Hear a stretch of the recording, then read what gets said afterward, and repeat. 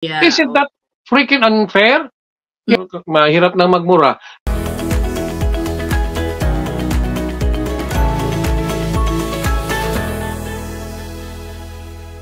Hey guys, you're in a nutshell with me, Ina. Ang pag-uusapan po natin for this episode, ang kalagayan pa rin ng mga caregivers. If we recall, meron po nga inanunsyong bagong pathway for caregivers ang gobyerno ng Canada, and the new program will give permanent residency upon arrival for those caregivers na papasok pa lang ng Canada. Ang problema po dyan, mukhang hindi daw po kasama yung mga naunang caregivers. Marami po nandito sa Canada at hindi pa rin po na-PR hanggang ngayon. Parang it sounds unfair nga naman, ano? Yan po ang pag-uusapan natin kasama ang isang masugid, talagang advocate po ng mga caregivers na mga kababayan po natin dito sa Canada, si Mr. Alan Ralph Basa, who is also a registered Canadian immigration consultant. Hello, sir. Hi, Ina. Thank you for having me here in your program. I understand. I watched in the news rather, na sumulat po pala kayo dito sa immigration minister natin about yung plight ng mga caregivers na nandito na sa Canada for a long time, struggling to gain or to get their permanent residency. What was in the letter, sir? Ano po ang mensahe ninyo sa immigration? Well, let me bring you first back then when we started advocating for the caregiver.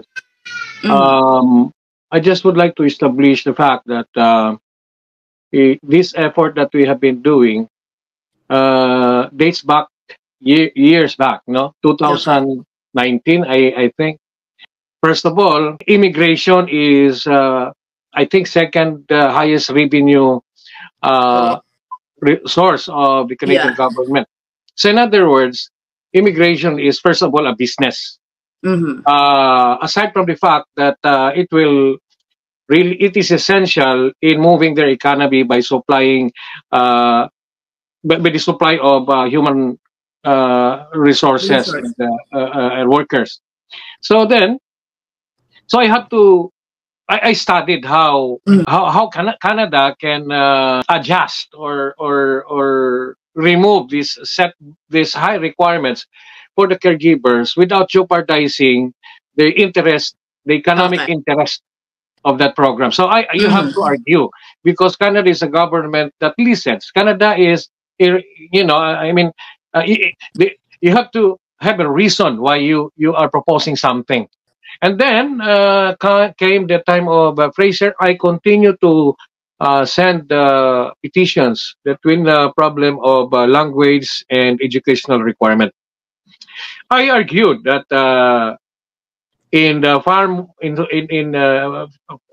worker program, the band for language is 4, and the education is lower, and there is no difference at all when it comes to the level of the type of job that these farm workers and caregivers are doing. They are more in listening and comprehending what is being said and speaking, and caregivers have that the basic ability to do that they don't need to really be tested on a high benchmark.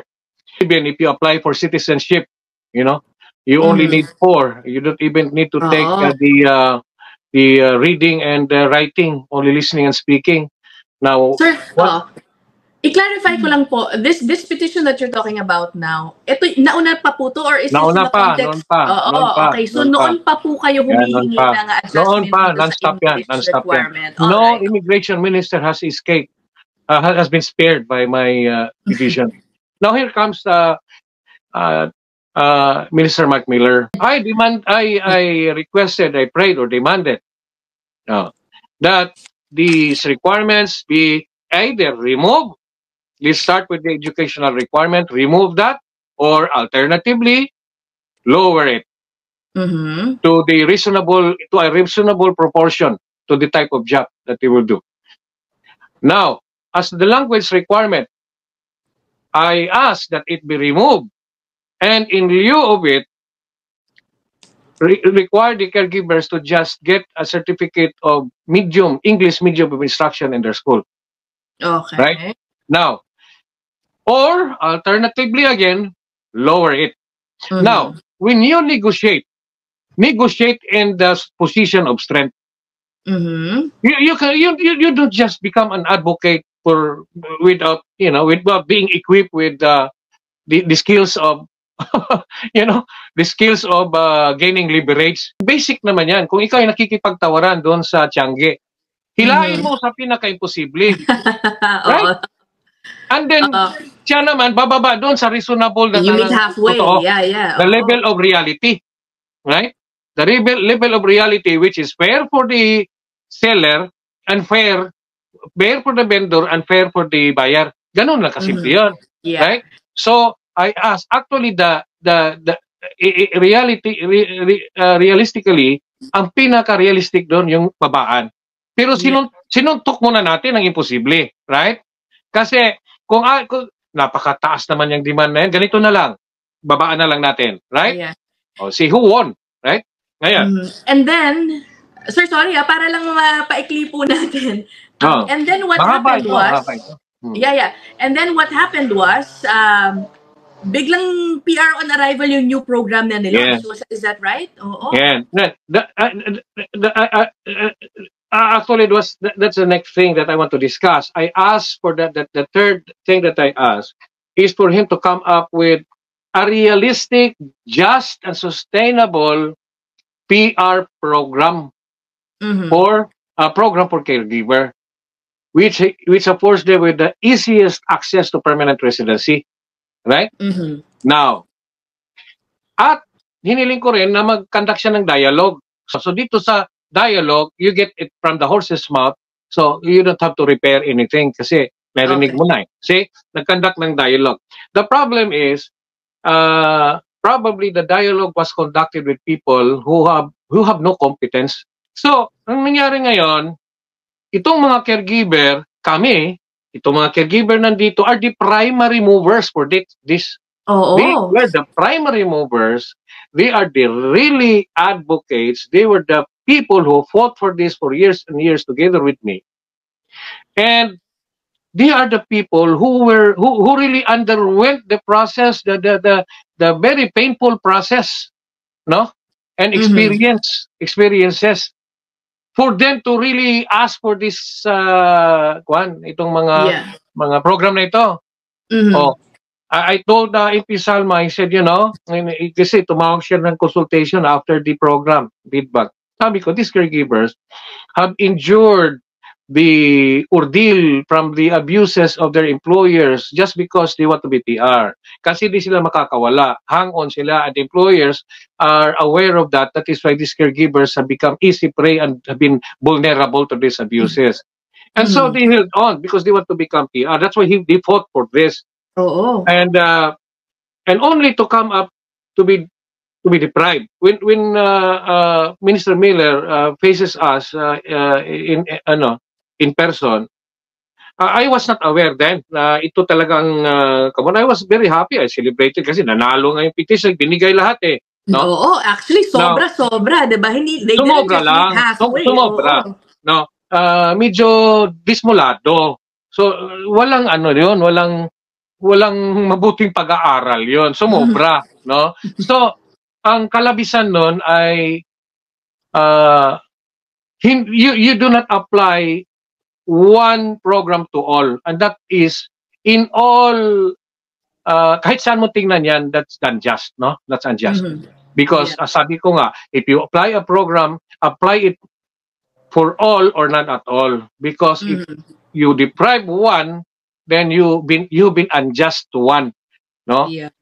Ano na lang, sabi ko ganito, why these caregivers who work for you, they have been with you, they have been in the streets with you, they have been they did all their best for Canada. They served Canadian family well. They have integrated to Canadian society, volunteered in different community programs just to embrace the Canadian spirit of volunteerism. They're ready to be Canadians and to be part of the Canadian society. They work for you. And now here you are. You throw a party, a feast for everyone. You cook food, and you all this invite, and you invite people whom you don't know. And these Yeah. people who serve you are just watching there in the corner. Yeah. Isn't that freaking unfair? You know, so that is why I can face them and have a debate with them on this matter because I know Yeah. where I'm standing. I'm standing Yeah. on the ground of justice, fairness. You know, this used to be a good program at first glance, but it will experience a blunder. You know, Oh, because you have okay. deprived those who really deserve it. Sinasabi ninyo, no?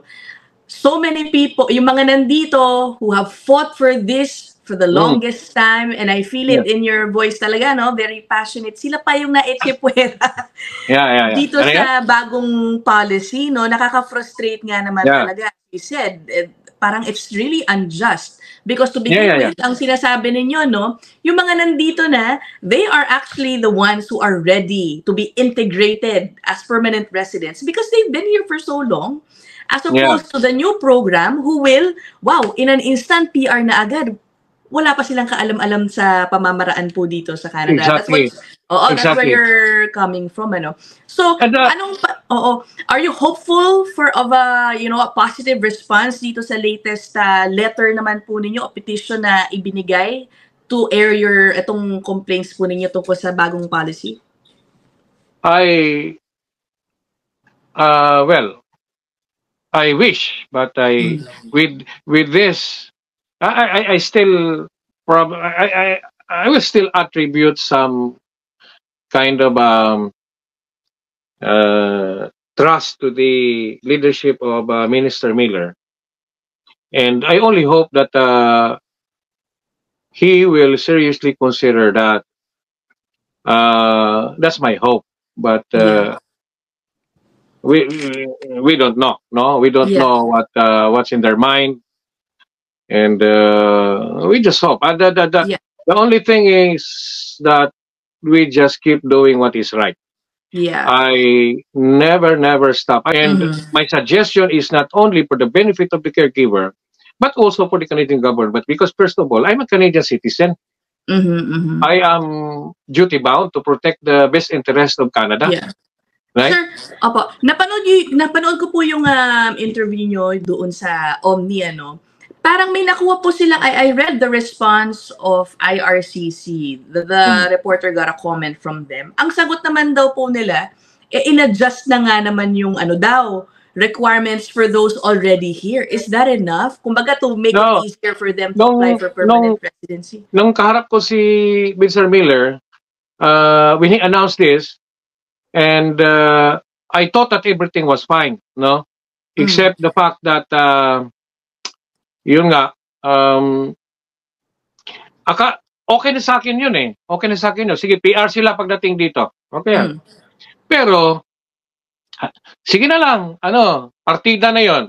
Yung nandito sa Canada, no, isali mo lang sila sa language exam adjustment na baba at saka sa education. Isali mo na lang doon. Sige na. Yan na. Ganun talaga eh. Pero nung in-announce na hindi sila kasali sa adjustment ng language, 5 pa rin at saka taas pa rin. Ay nako. Ay, laban-laban tayo dyan. Ha? Hindi niya po pwedeng tahiin itong bunganga ko. Ha? Di ba? So, mahirap nang magmura. Talaga. Sa totoo lang. Kaya, sabi ko kay Mark Miller that time, okay. Sige, I was thinking that yung partida lang sa labas ay yung landed PR. Okay, so sabi ko, konting adjustment naman. Hiniling ko yan sa kanya. At nakinig siya, talagang seryoso siya. Eyeball to eyeball kami. Sabi ko, konting adjust naman sa nandito sa Canada in terms of access to PR. Kasi masyado namang unfair. Kasi papunta pa lang ako dito sa meeting natin, ang dami nang nag-chat-chat sa different followers ko sa chat groups na, yes sir, this is unfair, this is unfair. Landed na PR rin sabi kami, mahirap dito. Okay? Yeah. Right. So sinabi ko sa kanya, adjust lang konti. Landed PR versus adjustment dito. So in-adjust niya nga, na ginawa na lang 6 months. Okay yun. Pero that is meaningless. That is a distant sky and illusionary gold mine. Bakit? First of all, kahit in-adjust mo ng 6 months, ano pa kinabang yan? Sabi ko kay, sa interview, is just putting a pot of gold across the river. Hindi mo naman inalis yung mga buhaya dyan. Paano nila matawid dyan? Hindi mo mapasaka. Useless din yun eh. Di ba? Yeah. Because basically, because the top hindrance, I believe, is the language requirement. Tama po ba? Oo. Ilang beses, gumastos na ng iba, mga $7,000 na ginastos kabalik-balik nan sa language exam. And the education requirement, mahirap yan, irreversible yan. Nandito ka na, mag-aral ka pa? No. So, kahit sabihin mo pang 1 month na lang yung required candidate experience, useless pa rin yan. Yeah. Because first of all, the very essential prerequisite hindrance is this twin problem of English. Hindi mo sinali. Sila yung lumaban. Di ba? Ay, nako. Paano yun? And sir, ako personally, I think another potential issue din, for the community naman for the community of Filipino caregivers, parang it might cause divisiveness amongst them. Diba? Do you think it might cause some divisiveness amongst the Filipino caregivers? You know, pag nag-umpisa na po dumating yung mga bagong PR. Parang hindi maiwasan, feeling ko. What do you think? I think, hindi naman yan masyadong issue. That's not a major issue. But, because these caregivers are only focused on their personal, individual desire to reach their ambition, their dreams. Yun lang ang doon. Ngayon, so, ang ko lang sana, yung marami kasi mga advocate, sabi nila advocate, pero mag-ingay tayo. You know, we don't just sit down. We don't take this thing sitting down. Come on, you know. We deserve the kind of bad program. We will get the kind of program we deserve kasi wala naman tayong ginagawa, right? So I mean, let's stand up for something, or against something if we think that is unfair, So yun ang dilemma, ng programa na ito. You mentioned earlier, okay na rin sa'yo, sige, yung partida na lang dun sa mga papasok pa lang if they are given PRs. But do you think that that idea of granting PR on arrival may also cause problems for the Canadians? That is the ngayon hindi pa. I have heard some pocket objections and unpleasant reaction to that. I've read some too. Kasi parang kumbaga, if you're PR technically, you can already find sabi ko nga, a different job. Sabi ko, doon sa meeting namin ni Mark Miller, I'm not against that. Anything good that will happen, anything that will do good to my fellow Filipinos, I'm happy. But again, you really have to rationalize things. Factor in not only the best interest of these caregivers, but I'm a Canadian citizen as well, right? I have to protect a good balance on a healthy immigration system, or environment, right? Now, sinabi ko kay Miller doon sa meeting, sir, that's nice. We celebrate, we shout hallelujah to that. They will become PR. But my question to you, pag PR na ba sila, are they still PR? Are they still bound to that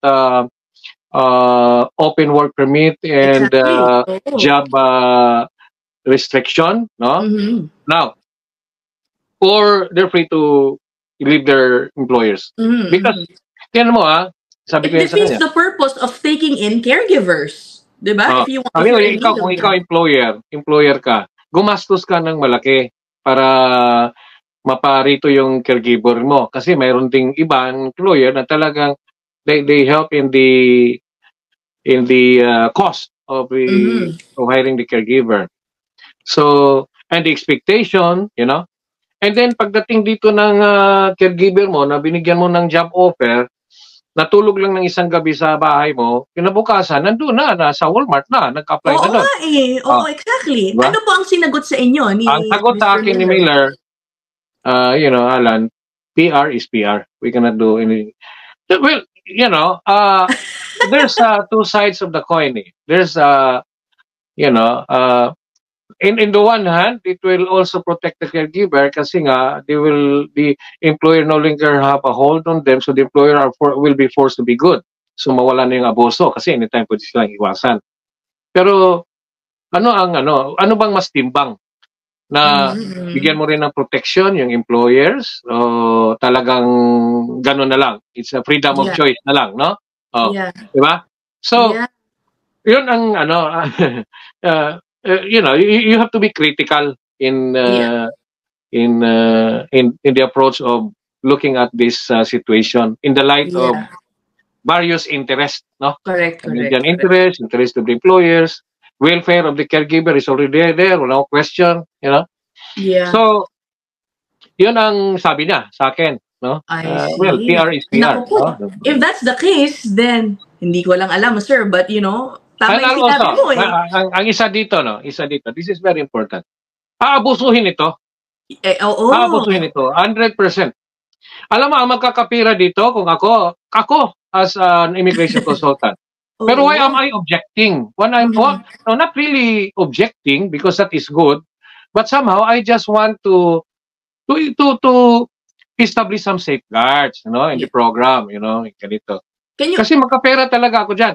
Ngayon, pangalawa. Can you expound a little bit more on how it can be abused? By immigration consultants, how this new PR pathway can be abused. Itong PR on arrival for caregivers. Not immigration consultants, because a licensed immigration consultant will never abuse. We have a profession to protect. All right. Okay. How can it be abused and by whom? Who can benefit? Then we have we are bound to uphold the integrity of Canadian immigration system. Now, aabusuhin ito ng mga tao dahil ikaw, may pera ka dito sa Canada, you qualify to the benchmark income to hire a caregiver, job offer, padala ka doon, no? Itong caregiver, mga kamag-anak mo lang, di ba? Lika, kamag-anak, punta ka dito, caregiver. Pagkatapos dating dito, hanap ka kasi kahit na naman ako ng caregiver. Di ba? So, kita mo yan, napakasimpleng butas naman yun na hindi di ba? And it's so odd to me, sir, because for the different pathways, they're plugging loopholes, and yet they come up with this one for the caregivers, right? Oh my God. Kaya, well, sometimes pagtataka din with all their brilliance. I don't know. Ako simpleng lang naman ako simpleng pag-aanalisa. Kasi we're grounded, no? We're grounded on really what's happening on the ground, and what's practical, what's common sense. But let's hope for a positive response doon po sa latest letter ninyo sa kanya. But before we end the interview, sir, I'm curious, why are you so why is your heart so close dito sa plight ng caregivers po natin? It's not about caregivers, it's about the philosophy in life. Okay. I don't waste any single time to use to things that will not do good to our fellow men, because I'm only a steward of what I have now. The philosophy of existentialism, that as I am a free agent to charter my own development to my act and will, and our existence in this in this earth, in this life, is one that should be driven with meaning and purpose. Sa Filipino community, you cannot see me in gala, in party, in festival. Our community is so filled up with all those things. Is it the only thing that we know and we can do for our community? There are a lot of things that we can contribute. No, maliit na bagay lang naman ito sa akin, but if it can contribute to an empowerment of an individual, even just a single person, then you have planted a good seed.